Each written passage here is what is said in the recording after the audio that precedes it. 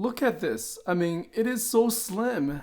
Ultra slim 65 watts wall charger from Baseus.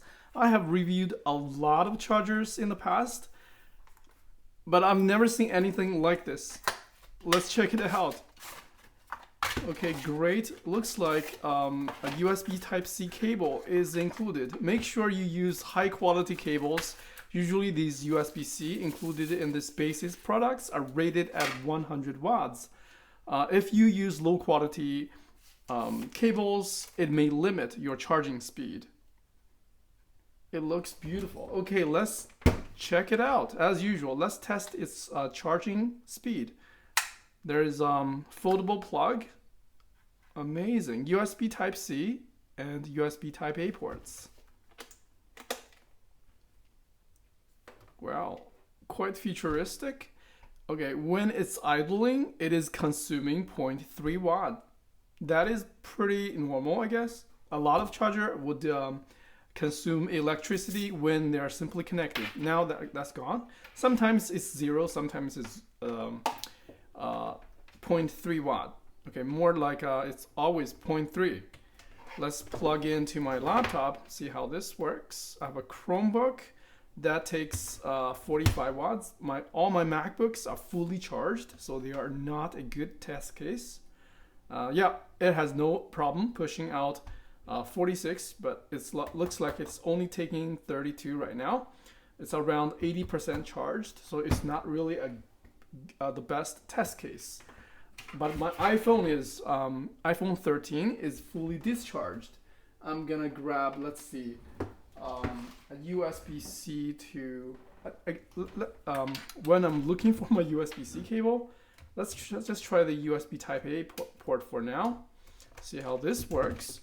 So I would recommend charging with a USB Type-C to the Lightning cable to get the maximum output. Okay, not bad. From this USB Type-A port, it's gonna be 12 watts. Okay, let's see what happens when I'm charging the laptop at the same time. While I'm trying to locate my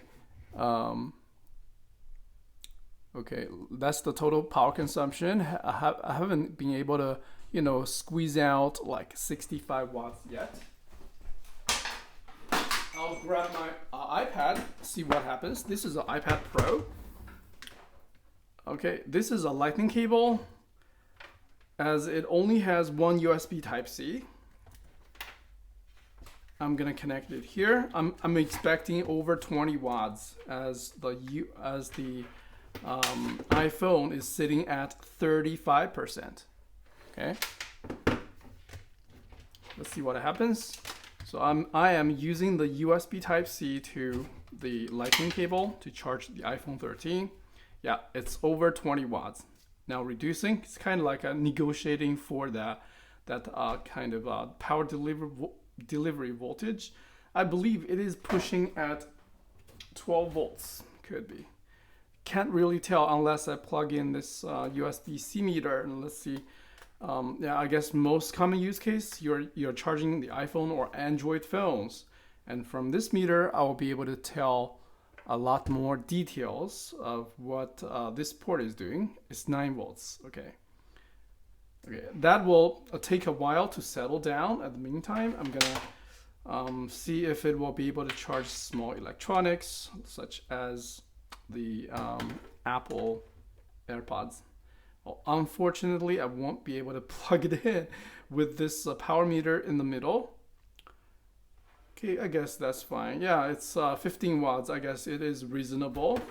Maybe this meter is messing with it. Okay, anyway, when it's connected to one single USB-A charging an AirPods, which is very low power consumption, the battery level of this AirPods is sitting at 90%. It's 89%.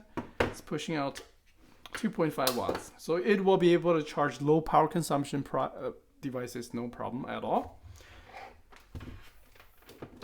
And if I remember correctly, it looks like it resets a little bit. Let's see if it goes back to 0. It does not reset. That's a very good thing, actually. I like it. because sometimes when you connect a second device, it goes to 0, and then it will restart and redistribute the power to each device. It's says here it's 45 watts for the USB-C and 20 watts for the USB Type A port.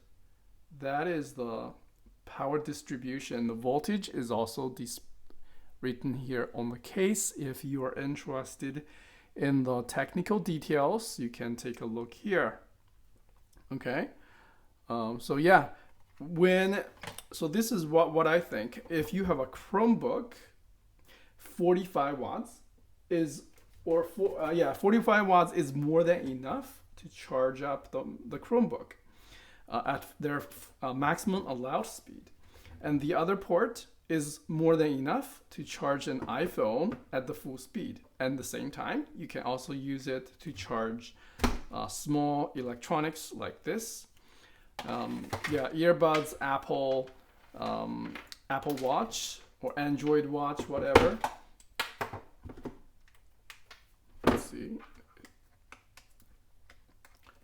So this port, because of the higher battery charge, it is simply not taking the full advantage of the total power consumption here, and it remains pretty cool. It is barely warm. It's been like 5 minutes. It's barely warm. Yeah, this is a great travel companion, I think. Yeah, I will just take this thing anywhere I go. It is so slim. I've never seen anything like this.